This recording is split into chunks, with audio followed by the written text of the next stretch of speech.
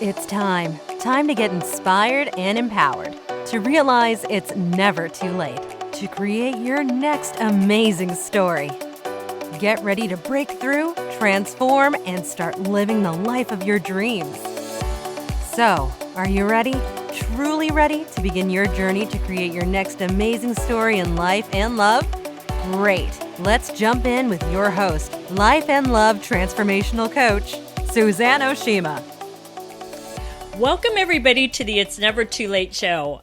I'm Suzanne Oshima, and I'm a Life and Love Transformational Coach at Your Next Amazing Story. Today, we have a very special guest, Dr. Joan Bragar, and she's the author of Never Too Late for Love, The Successful Woman's Guide to Online Dating in the Second Half of Life.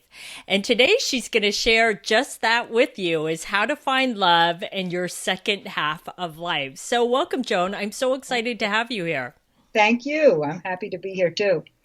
Well, so Joan, I know a part of what triggered you to write this book, because you don't come from working in the dating industry, right? No, it's not where I had come from, no. But it's truly your own personal life story that made you say, you know what, I need to write this book for other women, because you were married in your 40s and 50s, right? And then something happened. Yes. Well, I found this happens to many women in our generation.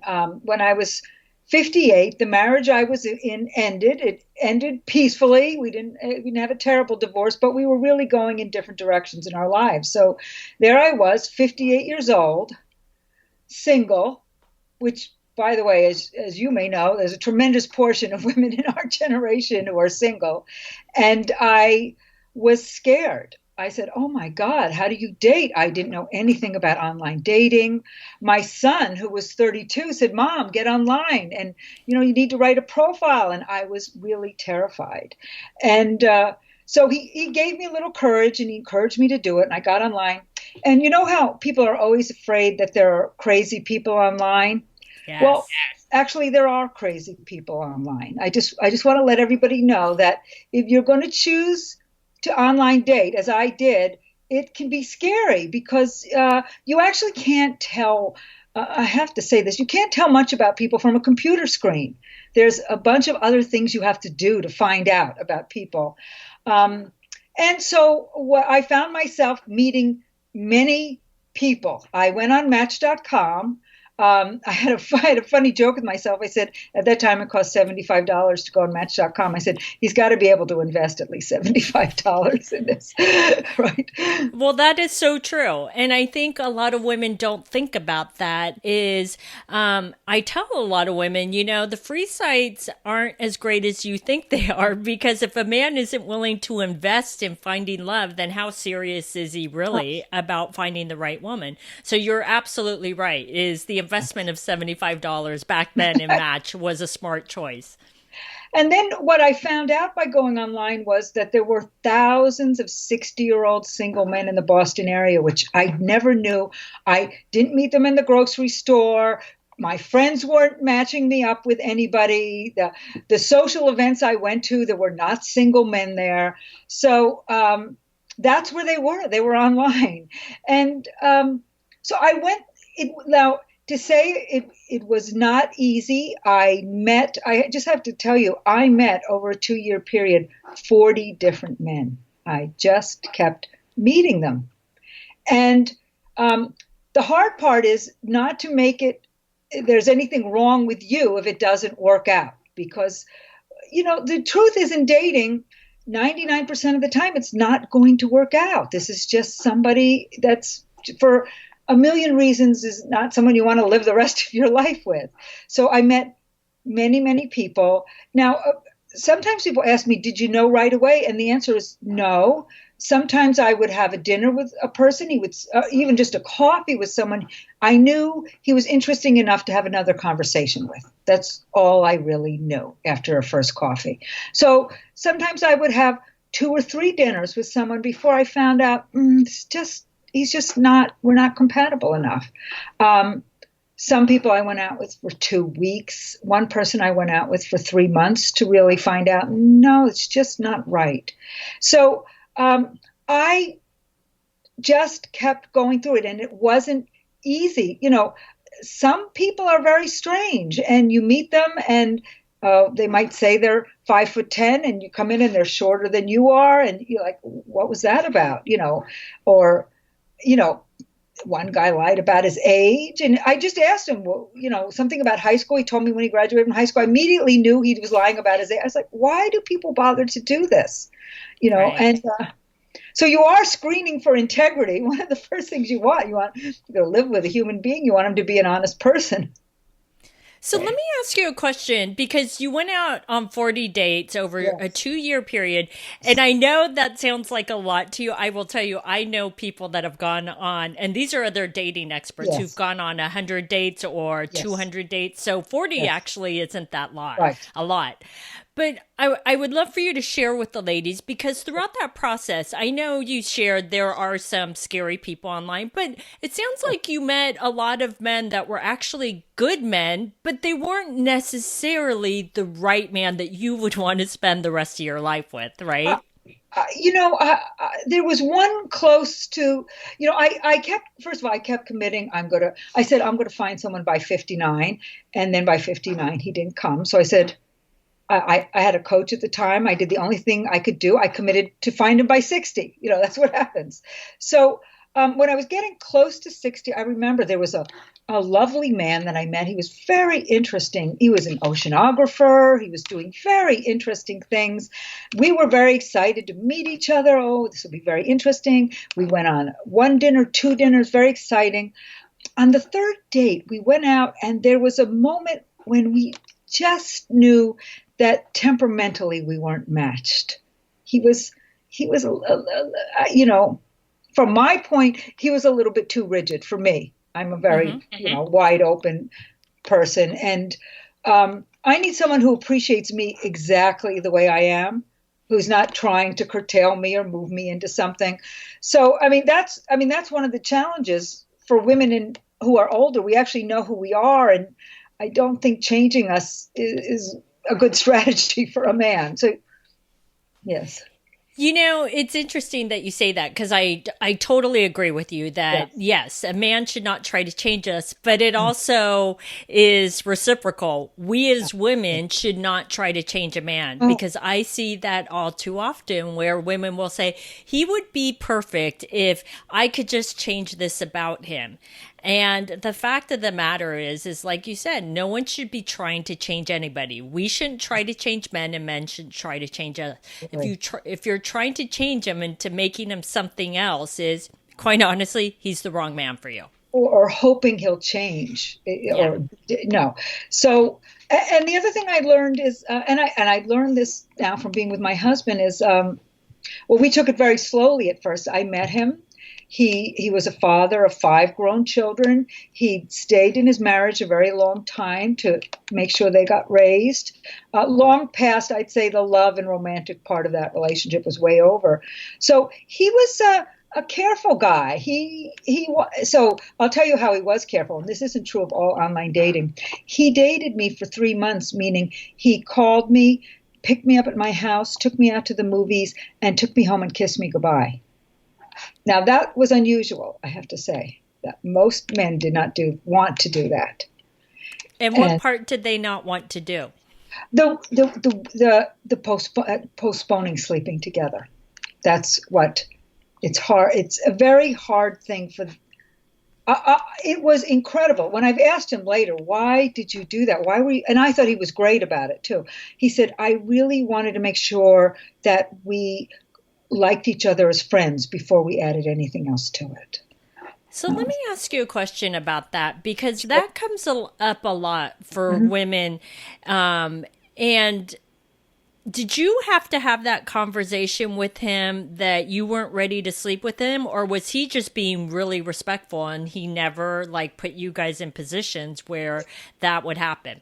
I never said any. I had said it to other people. Sometimes I got a good laugh about that. I once told a man on a first date, very handsome man. I said, I don't think I'd sleep with you till I really got to know you. And he was like, how long would that be? It's very funny. I'll never forget that. But I sort of got clear I needed to get to know them. But he never raised it. He just did it. he just was very respectful. He's an extremely respectful, sort of old-fashioned guy. That's what he is. And he was, yes. So he was lovely. He led on that one. So now, how did you know, Joan? Like, was it in the very beginning stages of dating or that 3-month period that you knew that he was the one? Or were you kind of like, no, I really like him, but let's see where it goes? I think he was very attractive, very kind, very nice, very interesting man. I knew that for a fact, but it took me quite a while, even after we started to sleep together. I told him I wanted to take time before I agreed to marry him. And actually, I heard something. This is so funny. I'm dating myself, but the advice columnist Ann Landers, when asked how long should you know a man before marrying him, she said 2 years. You want to see him in a lot of situations. And so I told my poor husband that. I said, it's going to be 2 years. And so he proposed to me several times in those 2 years. And then finally, I just really knew what a good and kind and trustworthy man he was. That this would be a man I could trust for the rest of my life. And it was only when I got there, which took time for me, that I could commit to him in a serious way. So that's really interesting because for him to propose to you several times within 2 years, you turning him down or saying you're not ready can kill a man's ego. And so I'm surprised that he kept trying. So how did you say to him that you weren't ready that kept him going instead of him pulling away and saying, okay, this isn't going to work? Because he could have easily done that. I really clearly laid it out to him that it had nothing to do with him. I needed to take time. And it wasn't, and he asked me several deal breakers, like, well, I'll just tell you. So I'm Jewish. I thought I had it in my head I was going to find a Jewish man and that compatibility would work. My husband's not Jewish. So I think 4 months into the relationship, he looked at me and he said, listen, if this is going to be a deal breaker for you, you have to let me know now. And I thought, wow, that's very clarifying. And I said, do I want this wonderful man to walk out of my life because of this? And I said, okay, no, it won't be a deal. I will never raise it again. It won't be a deal breaker. And I've kept that promise, and I'm glad I did. So we talked about it. I mean, we both knew what we were up to. We wanted a serious relationship. And we were taking time. We were getting to know each other's families and friends and lives and all those things you have to do to join your life together. Mm-hmm, mm-hmm. Mm-hmm. And so what would you say to the woman, because at what age did you meet him? I met him just as I turned 60. And then you got married at 62? I was married at 62, yes. We've been married for years, yeah. Okay, so Joan, I'm going to tell you what my audience usually says is, oh, it's so hard to meet men my age that want to date women their age. What would you say to them? That's a really important question. I've asked my husband, why did you want to date women your age? He said, well, look, he was 64. His son was 44. Or at that time, he was about 42. And he said, I don't want to go out with people in my son's generation. I want to go out with people in my generation. And that's what I've learned is that a quality man, not all men, some men want younger women because they want someone on their arm and you don't want that guy. Okay.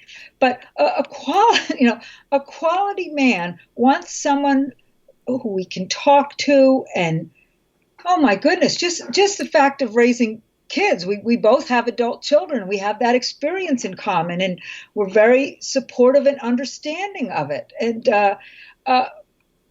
we're also at a similar place, like in our transitions. We're going to our next chapter and together we've had such a great time. We bought a condo in Florida and we're spending time there. So I wanted someone in my phase of life, but this question you're asking, Suzanne, people ask me that too. Don't they want younger women? Well, I will say not the good ones. I have many friends and clients, 70-year-old men who fell in love with 70-year-old women who were thrilled to find somebody who had gone through all the same experiences they had gone through. I think I've heard in the last month several marriages of 60 plus year olds to other 60 plus year olds. So, Right.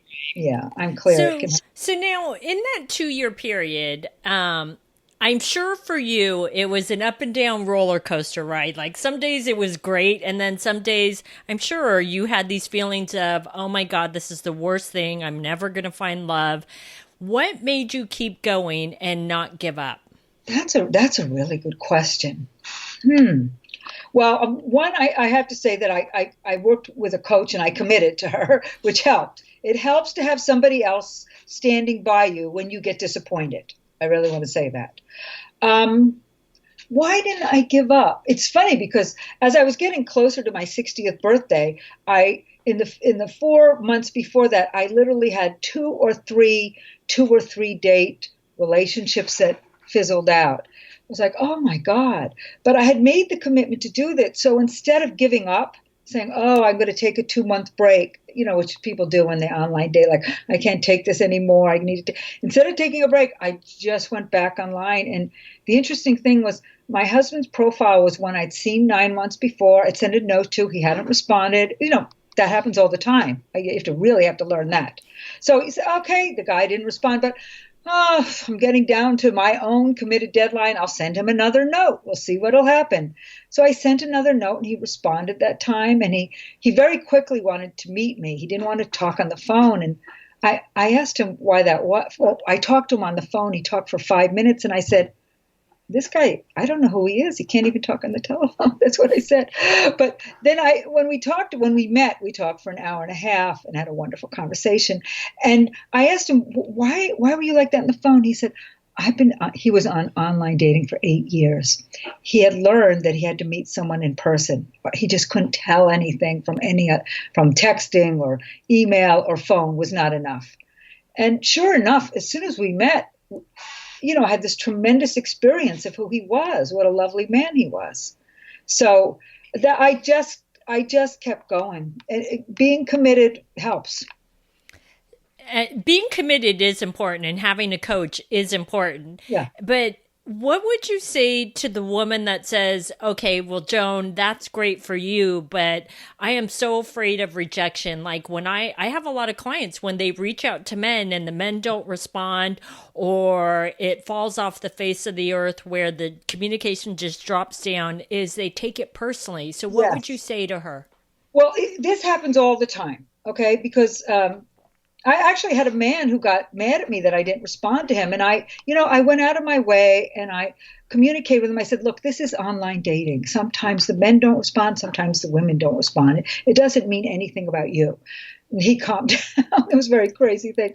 But for women, what it triggers, what I've learned is, it triggers old false beliefs like I'm not lovable, or I have to make it on my own, or nobody really values me. So the trouble with disappointment, and dating is very disappointing. I just want to say that, because you get your hopes up and then he's not the one, and then get your hopes up, he's not the one. It's an over and over again cycle. I had an old false belief from when I was very young that I have to make it on my own. And it's just not true. I don't actually have to make it on my own. And the mature part of me knows that. So I would, calm down that young part of me who said, no one's out there for me. I have to make it on my own. Say, that's not actually true. A good man will. So I have to calm myself down in every disappointment. That's interesting. So you knew what I'm hearing is you knew what your triggers were, and you had a technique to neutralize that. Yes, I did. I had a very clear technique to do it. And I had to do it over and over again, calm myself down. Can you share with us what your technique was? Well, what it is when somebody disappoints you, okay, you actually feel it somewhere in your body, like your heart or your stomach, something hurts. So you say, all right, where do I feel this?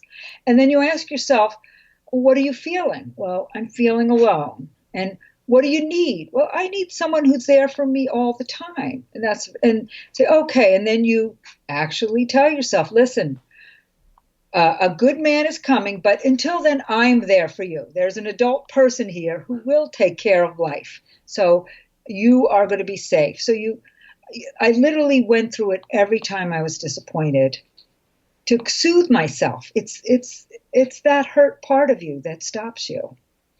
Yeah, Right. and it does get triggered by dating.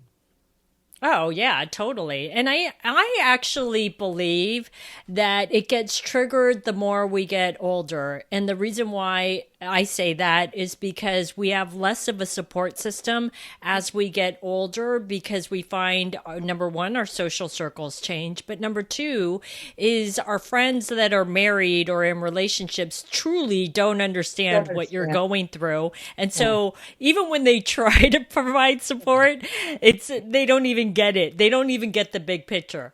Yes, here you are, here I am, 59, 60 years old, and my feelings are getting hurt by someone I don't know. Yeah. So, and over again, and I have to recover each time, over and over again. I have to recover myself each time. Yeah, it's very hard to understand. Exactly. So now you're happily married and you're living this wonderful life with your husband. And what would you say to the woman that is in that place where she's been single for 10 years? Because that's very possible. She could have gone through a divorce and she's been Oh, single for 10 years, or even, quite even honestly, longer. longer. Yes. And she's like, yeah, that's great for you, Joan, but I've been single for so long, I don't even know that if this is even possible for me. I have a client who's 68, and she had spent most of her adult life not in relationship. And she came to me at 68 and said, I think I want to break through this. And so we did the deep inner work, which was when she was 18, someone broke up with her and she decided she wasn't lovable. So she started to date and noticed that it would come up, and in the first man whom she had a good relationship with, she said, I have a thing that I'm not lovable. And he said, oh no, you're very lovable. A very nice 70-year-old man told me, you're very lovable. So uh, no matter how tragic or long this loss has been, I really do believe you can heal those parts of you. I believe human beings are made to be connected and love each other. I really do. I think that's the design of this species. And anything we do that gets in the way of it, we need to learn how to correct that. That's Yeah, and you know what I say, Joan, is that it truly isn't ever too late. Is if you're willing to make the commitment to change and to really shift to make whatever you want to happen, it can happen, but you have to be willing to make that commitment to yes. say, this is what I truly want, and I'm willing to do whatever it takes. It's not going to happen if you don't make the commitment, or if you do it, in a, If in you give a, up easily, it didn't work out, so you give up. You won't. I had one client. She was 65. She'd been in a 35-year marriage and relationship. Okay, and she wasn't sure she could date again, and she was afraid and nervous. She'd known her husband since high school. It's a very funny thing. She went on, so she kept going. She didn't give up, even though she wanted to many times. Her advice is she has funny advice. She says, "Just keep fishing. Don't quit fishing. Just keep fishing." And she met a lovely man who came from her friendship group when she was a kid. She found him online, and that gave her enough comfort. And now they've been many years in a happy relationship. They're 70 now. They're happy. So, but yes, what you're saying is true. Don't give up. If you give up, you can't get what you want in life. Sorry. I'll just say one thing. If women were looking for a job and it was hard, they wouldn't give up. Yeah, Right? I Oh, say the same thing. I use that analogy all the time. I'm like, if you kept getting rejected from job interview after job interview, would you just go, oh, okay, I can't take the rejection. I'm just going to stop looking. No, you would keep going. And I will share my most amazing client. She was a young 74 when I helped her find love. And it's because, like you said, she made that commitment to what she wanted, and she was open to making some shifts in her life. So this has been amazing, Joan. So I know that you wanted to share something with the ladies. yes. Well, I've written this year this book. It's called Never Too Late for Love, The Successful Woman's Guide to Online Dating in the Second Half of Life, which is us. And I have it. It's on Kindle. The paperback's coming out in 2020, but I'd like to offer a digital copy to your listeners. And to get that, just send me an email, and I'm going to carefully tell you what the email is. It's Joan, Joan, at joanbragar.com. I'm going to spell, so Joan Bragar is one word. Bragar is Bragar. Bragar, joanbragar.com. Send me an email. I'll send you a digital copy. I have all the online dating tips, all of the obstacles for women our age, and hopefully the path through to success for you. Awesome. So ladies, if you'd like that, you can go contact Joan. So thanks everybody for joining us on the It's Never Too Late show. Our show is available both in audio and video format, which can be found at yournextamazingstory.com. Love today's episode of the It's Never Too Late show? Then head on over to yournextamazingstory.com to continue the conversation, get access to show notes, and get more amazing content.